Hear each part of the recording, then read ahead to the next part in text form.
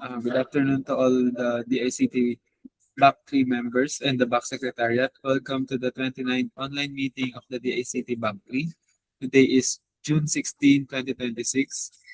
We would like to inform everyone that this meeting is being recorded for documentation purposes. We would like to acknowledge and put on record the presence of our honorable DICT BAC 3 members. The end user, provisional member, Director Antonio Edward E. Pad. Good afternoon po, Director.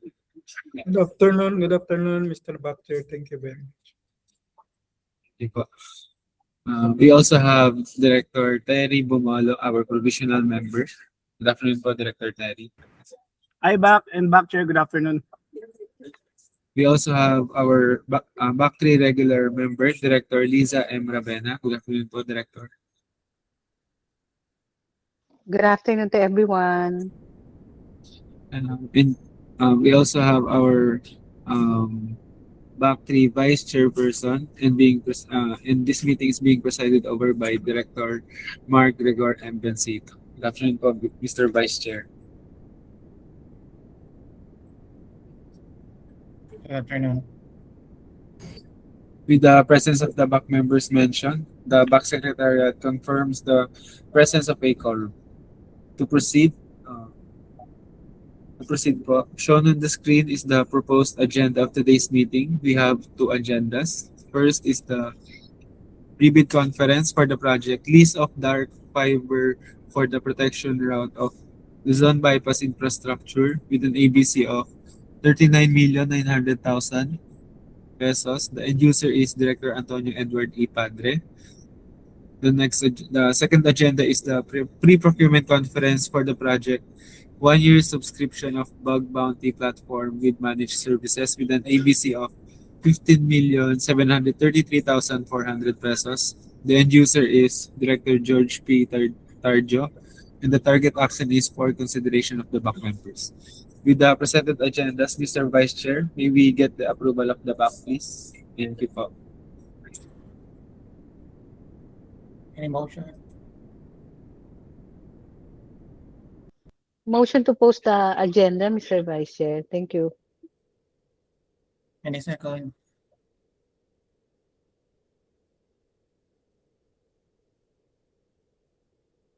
Any second? Second, Mr.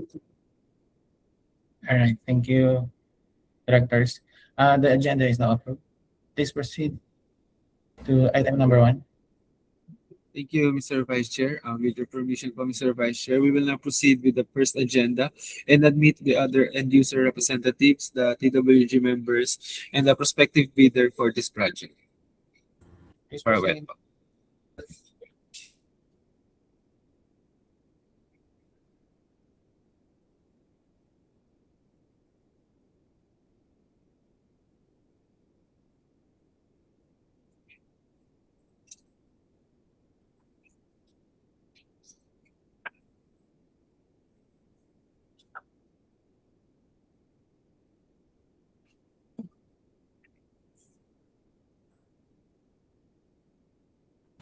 Good afternoon to all the other end-user representatives, TWG members, and to our prospective bidders. Welcome to the pre-bid conference for the project Lease of Dark Fiber for the protection route of Luzon Bypass Infrastructure.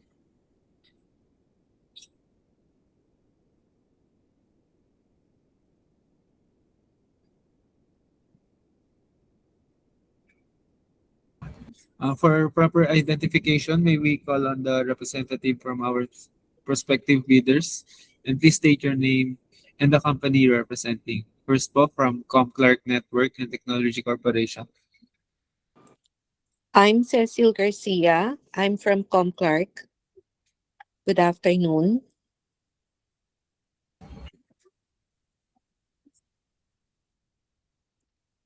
Good afternoon po. Ken Samonte po from Comcom.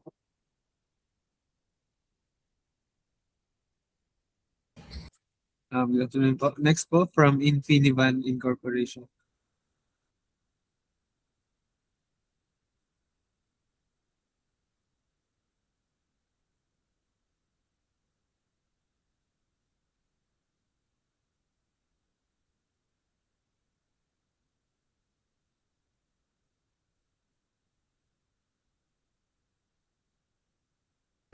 Yes po, hello po, Ma'am Gina. And next po from PERRC Incorporated. Good afternoon po, Jean Cruz po from PERC Inc. Afternoon po. Please be informed po that this meeting is being recorded for documentation purposes. Furthermore, in the interest of transparency and pursuant to Section 38 of RA 12009, a copy of this recording will be uploaded to the ICT's official YouTube channel. You may visit the Department of ICT Philippines channel on YouTube. Thank you po.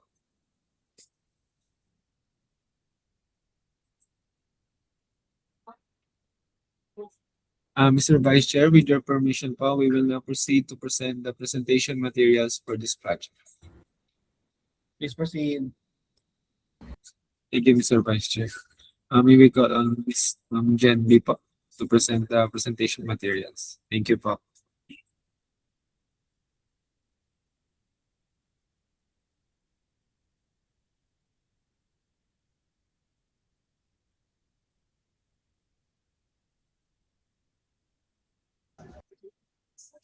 Good afternoon, everyone. The DICT now invites bids for the project List of Dark Fiber for the protection route of Luzon bypass infrastructure with an ABC of 39,900,000 pesos. The bid reference for this project is DICT BAC 2026-032.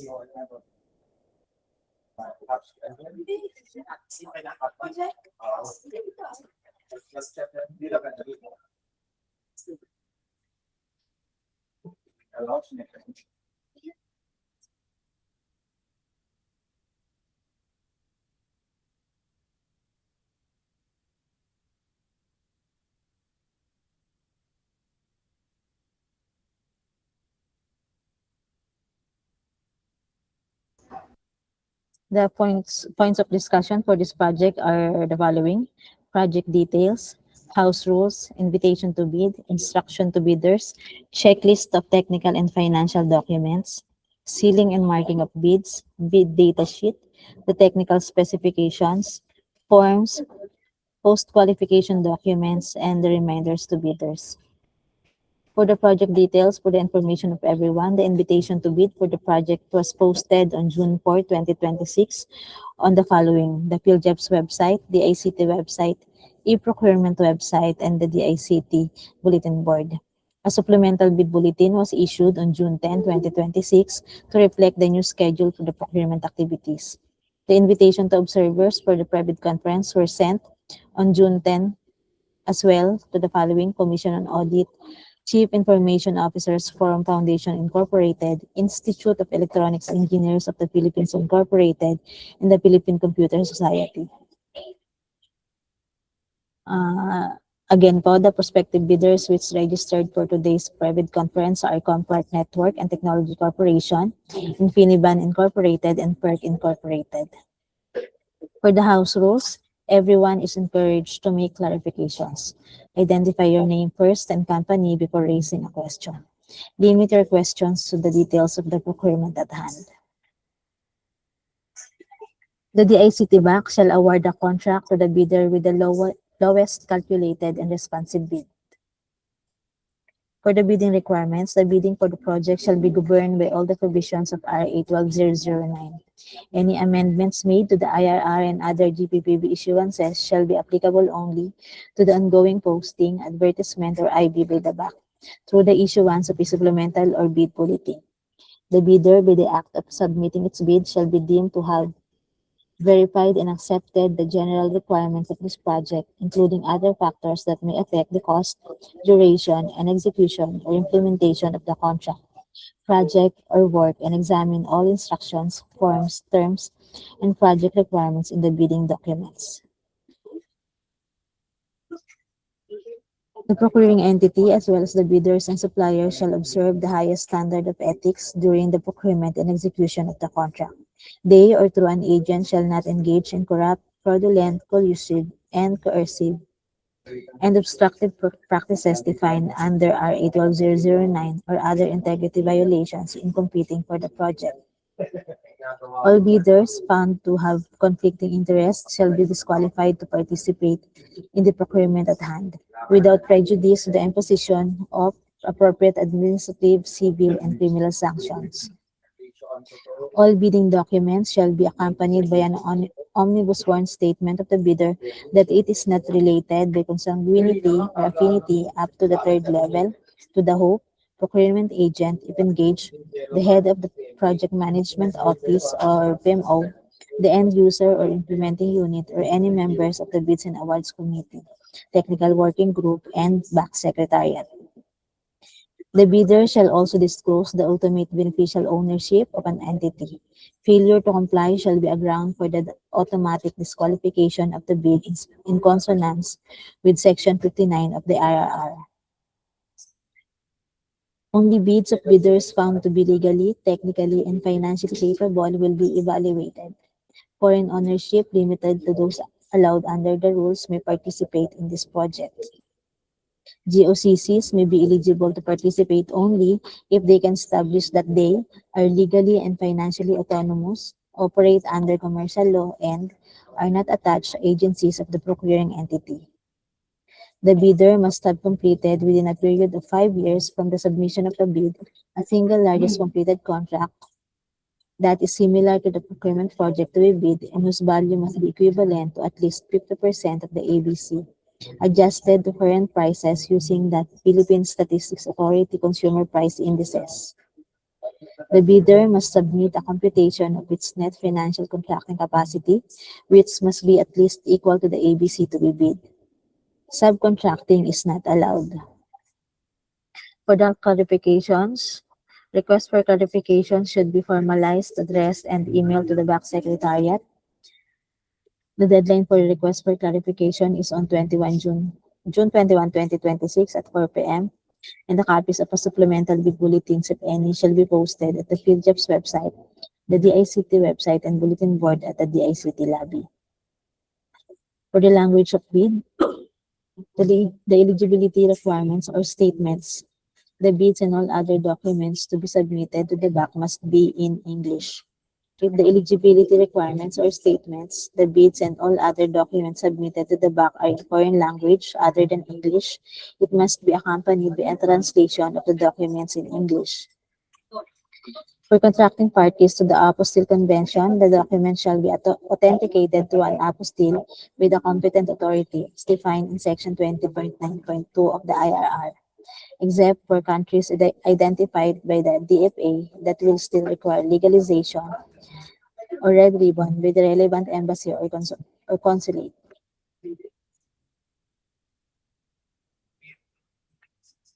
These are the checklist of technical and financial documents. For the technical component envelope, we have the PhilJobs Certificate of Registration, Platinum Membership. Second is the statement of the bidder's single largest completed contract, similar to the contract to be bid, except under conditions provided for in Section 52.4.1.3 of the IRR of RA 12009, within the relevant period as provided in the bidding documents. Any of the following document must be submitted together with the statement of single largest completed contract: end user's acceptance, official receipt, or sales invoice for the contract. Next is the NFCC computation or committed line of credit. Next is the statement of all its ongoing government and private contracts, including contract awarded but not yet started, if any, whether similar or not similar in nature and complexity to the contract to be bid. The next requirement to be included in the technical component envelope is the JBA, if applicable, or in the absence of a JBA, a duly notarized statements from all potential JV partners stating that they will enter into and abide with the provisions of the JBA in the event that the bid is successful. Next is the original copy of bid security. If in the form of a surety bond, submit also a certification issued by the Insurance Commission or original copy of notarized bid securing declaration. For the bidders, please note, bidders who owe to submit a bid securing declaration as a form of bid security are required to use the bid securing declaration form in the attached bidding documents. Next is the schedule requirements. Next requirement is a technical specification which may include production or delivery schedule, manpower requirements, or after-sales service or parts, if applicable. Next, we have the original of duly signed omnibus sworn statement, and if applicable, original notarized secretary certificate in case of a corporation, partnership, or cooperative, or original special power of attorney of all members of the joint venture, giving full power and authority to its officer to sign the OSS and do acts to represent the bidder. And for foreign bidders claiming eligibility by reason of their country's extension of reciprocal rights to Filipinos, a certification from the relevant government office of their country stating that Filipinos are allowed to participate in their government procurement activities for the same item or product. For the financial documents envelope, this must consist of the following. The first is original of duly signed and accomplished financial bid form. Next is the original of duly signed and accomplished price schedule and the certification from the DTI if the bidder claims preference as a domestic bidder or domestic entity. For the instruction to bidders, bid and payment currency. Payment of the contract price shall be made in Philippine peso. Use the proper form for goods offered from within the Philippines or goods offered from abroad indicating price schedule. Bid shall remain valid for the period specified in the BDS, which shall not exceed 120 calendar days from the date of the opening of bids. All bids must be accompanied by a bid security in only acceptable forms and in the amount stated in the BDS. For the format and signing of bids, bidders shall submit their bids through duly authorized representative using the appropriate forms provided in Section 8 of the Philippine Bidding Document related forms on or before the deadline specified in the ITB Clause 19 in two separate sealed bid envelopes. Forms as mentioned in ITB Clause 17.1 must be completed without any alterations to their format. No substitute form shall be accepted. Each and every page of the bid form, including the price schedule under Section 8, shall be signed by the duly authorized representatives of the bidder. Failure to do so shall be a ground for the rejection of the bid. Any insertions, erasures, or overwriting shall be valid only if they are signed or initialed by the duly authorized representatives of the bidder. This is how the submission will be. One mother envelope. Inside the mother envelope is two separate envelopes labeled technical component and financial component. Inside the technical component envelope is three separate envelopes labeled technical component original, duplicate, and triplicate copy. While on the financial component envelope, this must consist of three separate envelopes as well, labeled financial component original, duplicate, and triplicate copy. The label shall be to Department of Information and Communications Technology, from, name of bidder in capital letters, address of bidder in capital letters, list of, for the project name, list of dark fiber for the protection route of Luzon bypass infrastructure,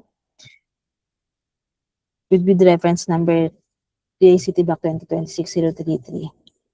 In capital letters, please do not forget to indicate the phrase, do not open before July 1, 2026, 1:30 p.m. For the copies, please note each bidder shall submit one original and two copies of the required documents.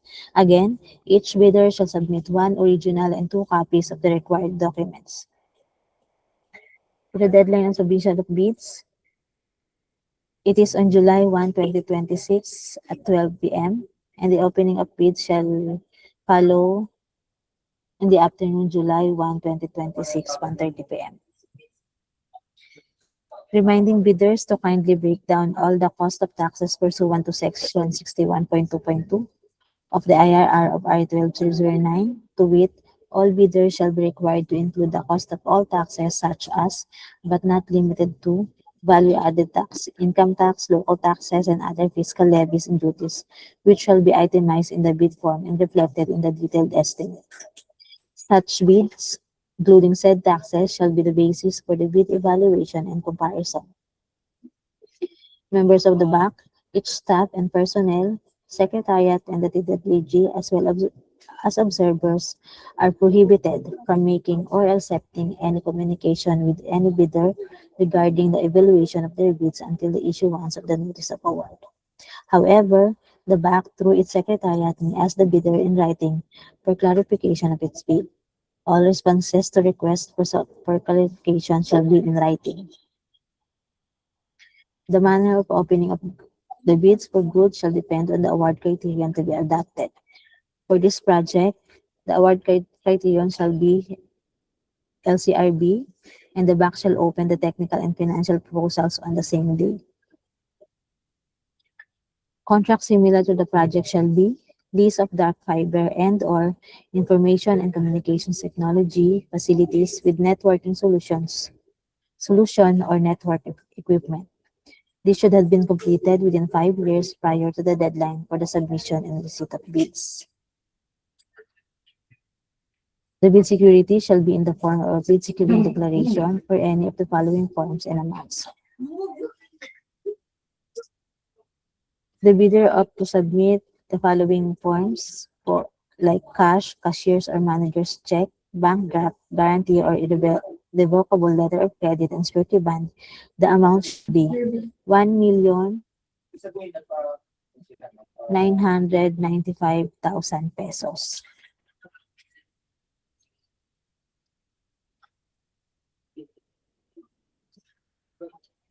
For the post-qualification documents, the bidder, within 5 calendar days from receipt of notice from the BAC that it submitted the LCD, shall submit all the eligibility documents supporting its fields of certificate of registration, platinum membership, its latest income and business tax returns filed for the preceding quarter, which should not be earlier than 2 quarters from the date of submission and receipt of bid, and other appropriate licenses and permits required by law and stated in the BDS. The following forms are also provided in the posted bidding documents for this project: the schedule of requirements, technical specifications, bid form, price schedule for goods offered from abroad, price schedule for goods offered from within the Philippines, the bid securing declaration, the omnibus form statement, and the performance securing declaration. Presented on the screen is the forms. These are the bid forms. Price schedule for goods. Price schedule for goods offered from abroad. This is offered from within the Philippines.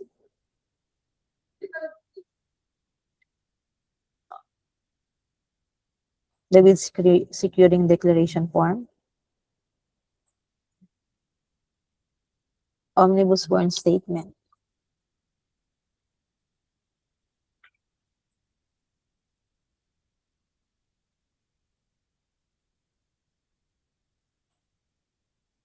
Schedule of requirements.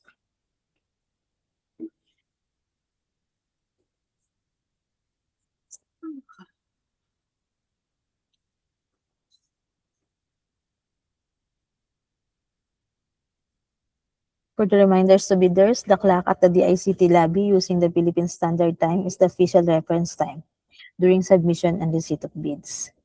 A member of the BAC Secretariat will be assigned to receive the bid documents at the DICT lobby and shall stamp this as received. Bidders are reminded that entry inside the DICT premises is subject to the safety protocol in place, and processing of payment for the bidding documents prior to the submission of the actual bid offer may take time. Presence in the DICT premises does not constitute submission on time, which shall refer to the actual handover of the bid proposal to the authorized personnel of the BAC Secretariat. Again, the request for clarification should be formalized, addressed, and emailed to the BAC Secretariat with an email address of bac.secretariat@dict.gov.ph. The deadline for the request for clarification is on June 21, 2026 at 4 p.m. Copies of supplemental bid bulletins, if any, shall be posted at the PhilHealth's website, the DICT website, and bulletin board at the ICT lobby. These are the common causes of ineligibility and disqualification: invalid field job certification and underlying supporting documents. Pursuant to Section 20.2.9.1 IRR of RE 12009, all eligibility documents indicated in Annex A of the field jobs registration certificate must be current, valid, and updated at the time of bid submission. The failure by the prospective bidder to update its certificate with the current and updated eligibility document shall result in the automatic suspension of the validity of the certificate until such time that all of the expired eligibility document has been updated. Thus, prospective bidders are required to update their field jobs registration certificates prior to the submission of their bids. Failure to attach the required supporting documents for the statement of single largest completed contract similar to the project to be bid, and failure to include all the mandatory provisions. Submission of unsigned documents. Submission of audited financial statement without stamp receipt of the BIR. If an AFS was filed and paid through electronic filing and payment system or the EFPS, there is no need for a stamp receipt of the BIR. Instead, bidders must submit their proof of AFS e-submission, that is, BIR's email confirmation receipt of returns documents with its filing reference number or transaction code. Failure to submit the bid securing declaration in the prescribed format attached in the bidding documents. Failure to submit bid securing declaration and omnibus form statement without a jurat as required in the form provided in the bidding documents pursuant to the latest rules on notarial practice. Failure to indicate compliance in the technical specifications and to attach proof of compliance if applicable. For submission of bids through courier service, bidders are reminded that the courier service personnel must submit the bid proposal to a personnel of the Back Secretariat Division at the office address provided below. Bid submission or proposal left by the courier service personnel at the lobby guard or any other personnel or staff aside from the authorized Back Secretariat personnel will not be considered submitted for purposes of bid opening. The responsibility to ensure that the courier service personnel submits the bid proposal to the authorized Back Secretariat personnel is the sole responsibility of the prospective bidder. Next po, this is the video guide for the bidders who will opt to purchase the bidding documents through via online.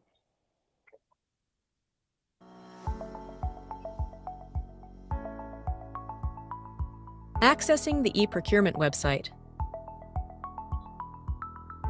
Open any web browser and go the https://eprocurement.dict.gov.ph. Click the Sign Up button. Provide a valid email address. Create a password with at least 8 alphanumeric characters, 1 uppercase, a number, and a symbol. Repeat your password for confirmation. Tick the checkbox to agree to the terms and conditions. And click Create Account button. Open the email account that you provided during registration, check your inbox, and verify your account by following the instructions in the email. Click Activate Your Account button. Go back to the e-procurement system and enter your registered email address and password. Click Login button, and you will be redirected to the onboarding page. Input your personal information and click Next button.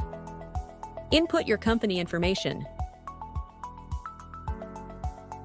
and click Next button. Review the information you provided and click Confirm button. Once onboarded, you will be redirected to the homepage/dashboard. Select the procurement project you wish to participate in by clicking the View Complete Details button. Select the lot you wish to participate and click Participate in Bidding button. A confirmation modal will appear.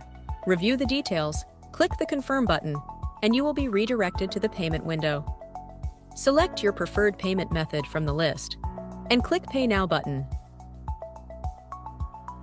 Print and save the receipt as proof of payment and for reference. You may also check your email to view your receipt. Click the Go Back to Merchant button. You will be redirected to the My Transactions page, where a list of your transactions will be displayed.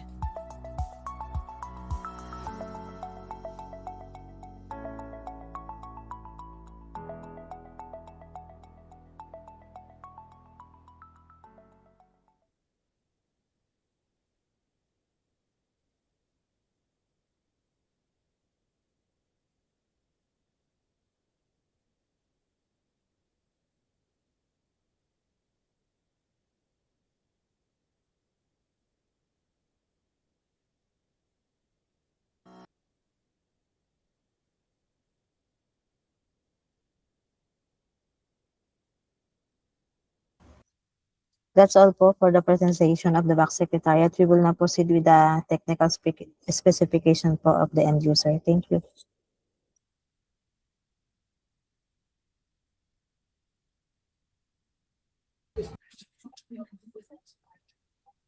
Mr. Vice Chair. Mr. Vice Chair, with regard po to the technical specifications, considering that the bidding documents are already available online, may we ask the prospective bidders if they have already reviewed the specifications or if they would prefer the end user to provide a presentation of the technical specifications. Please proceed asking the prospective bidders. Thank you, Mr. Vice Chair. From Comclark Network and Technology Corp, maybe ask lang po if you have already reviewed the posted bidding documents po. Yes, sir, we've already reviewed the posted technical specs. Thank you, ma'am. From Infinivan Incorporated po, have you already reviewed the posted bidding documents po?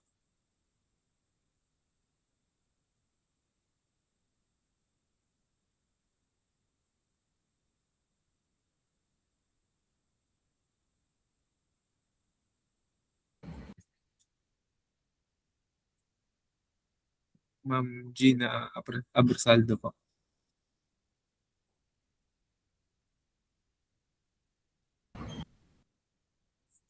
For the record po, Ma'am Gina Abersaldo,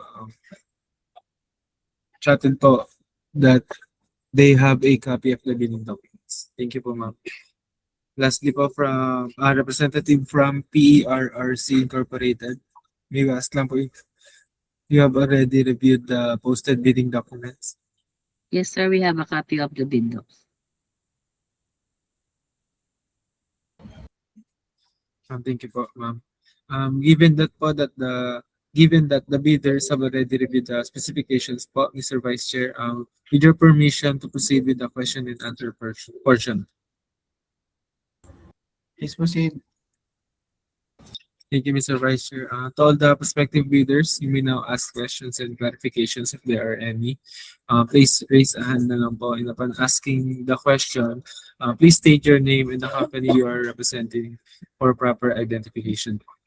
And also for the end user po, whenever there's a question, please present and make a walkthrough to the posted bidding documents in response to the bidder's query. Please, thank you.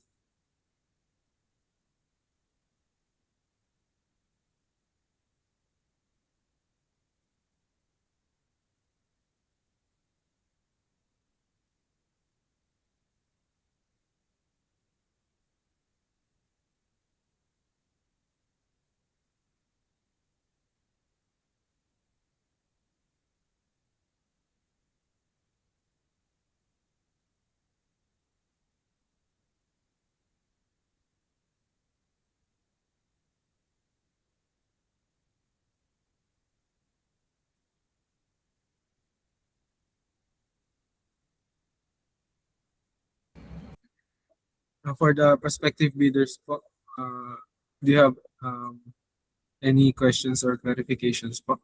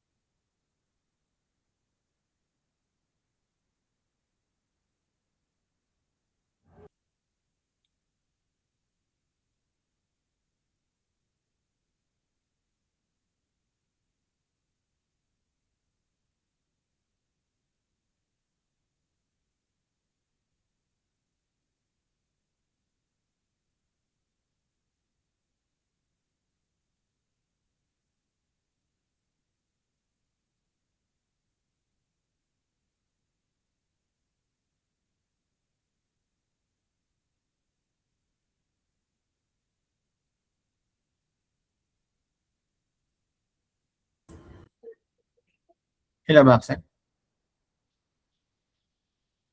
Yes po, Mr. Vice Chair. Ano yung inaantay natin? If may questions po yung prospective bidders po natin, Mr. Vice Chair. Oh.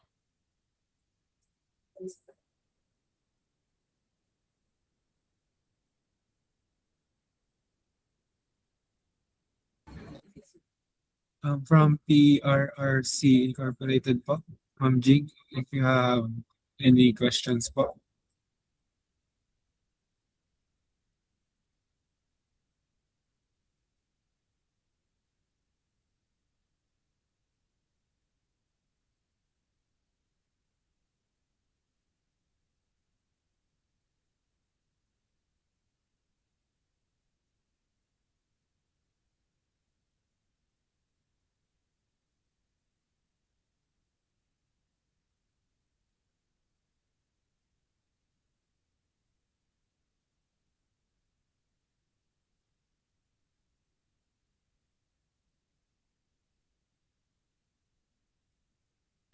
Next po from Infinivan Incorporated, Ma'am Gina, do you have any questions po?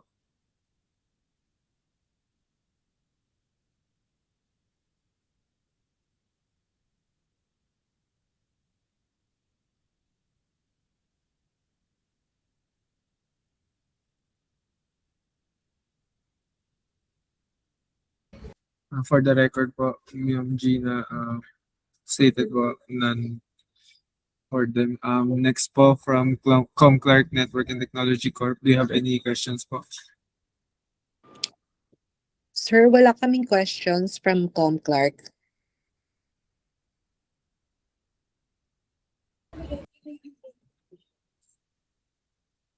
Thank you po, ma'am.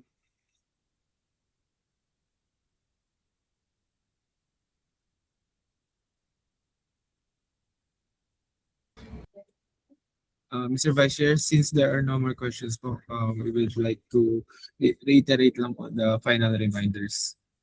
For a while.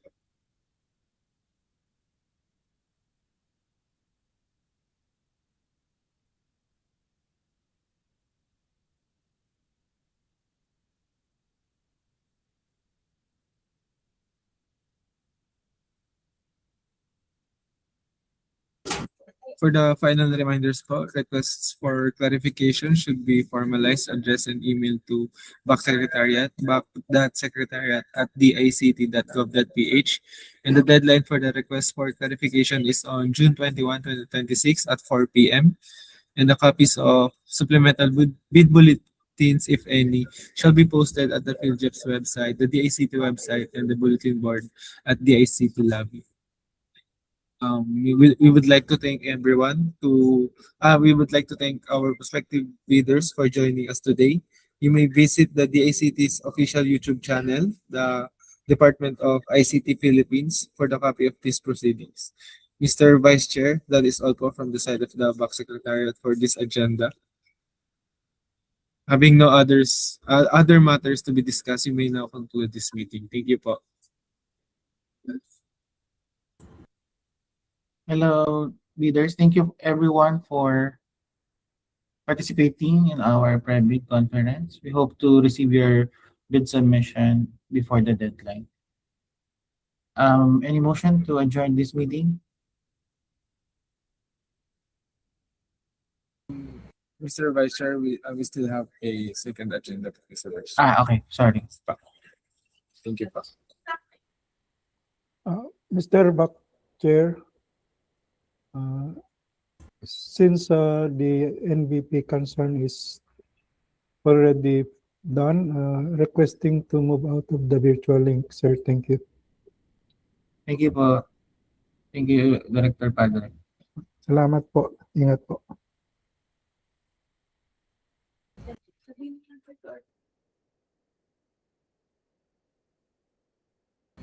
To our prospective bidders po, you may now excuse yourselves to the meeting room. Thank you po.